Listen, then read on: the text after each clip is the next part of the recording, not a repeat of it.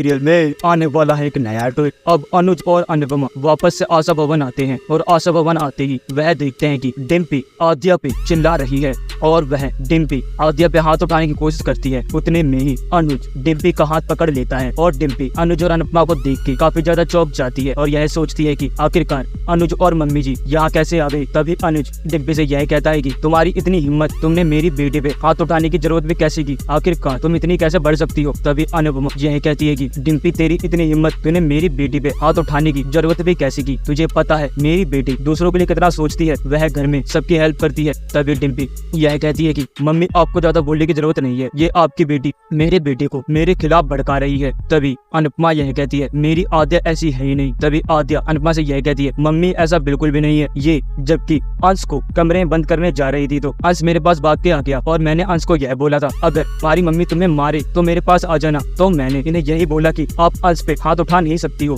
क्योंकि वह अभी बहुत छोटा है। तभी अनुपमा यह कहती है तो आद्या ने और क्या गलत किया है, कुछ भी नहीं किया है आद्या ने। और डिम्पी तो उस पे ही गुस्सा कर रही है। तभी डिम्पी यह कहती है अपनी बेटे को समझा लो मम्मी, यह मेरे बेटे से बिल्कुल दूर रहे और मेरे बेटे से बोलने की जरूरत नहीं है। आप लोगों को यही प्लान है, आप हमारे बच्चों को कंट्रोल करके हमें कंट्रोल करना चाहते हो क्योंकि हम आपकी बात नहीं सुन रहे हैं और हम लोग आपकी बात क्यों सुनेंगे। आपके ये 2 करोड़ के आशा भवन में रहने वाले लोग अब हमारी बराबरी करेंगे। तभी अनुज यह कहता है शायद तुम भूल रही हो डिम्पी, तुम भी इसी आशा भवन में ही रहती हो और तुम तो उन 2 करोड़ के लोगों से भी काफी ज्यादा गई गुजरी हो। उनके पास कम से कम थोड़ा बहुत काम तो है, तुम तो खाली बैठी हुई हो। अगर अनुपमा ने तुम्हें आशा भवन से अभी निकाल दिया तो तुम दर दर की ठोकरें खाओगी और तुम्हारे पास 2 टाइम खाने की रोटी भी नहीं रहेगी। तभी तुम्हें यह चीज पता चल जाएगी इस आशा भवन की अहमियत। अगर तुम्हें इन सब चीजों को नहीं पता है तो तुम जाके तोसु पाकी से पूछ सकती हो कि किस तरीके से उन लोगों का हाल हुआ था। जब तुम भी होटल में बर्तन मांजोगी तो तुम्हें खुद ही पता चल जाएगा। तभी डिम्पी यह कहती है चाहे कुछ भी हो जाए मेरा बेटा आद्या के साथ नहीं रहेगा। तभी अनुज बहुत ज्यादा गुस्सा हो जाता है और यह कहता है कि अगली बार तुमने मेरी बेटी पे हाथ उठाने की सोची भी तो मेरे से बुरा और कोई नहीं होगा डिम्पी, और मैं तुम्हें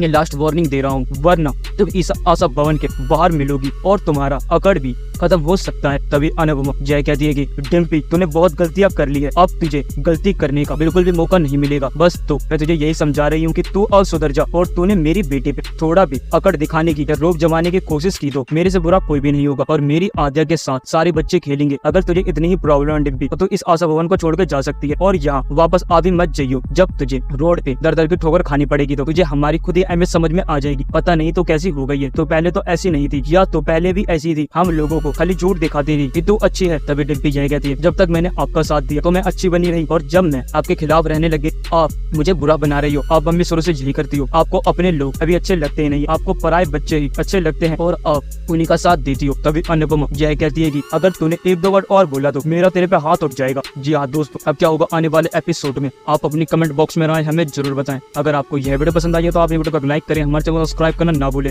मिलते हैं आपसे अगली वीडियो में, जब तक के लिए जय श्री राम।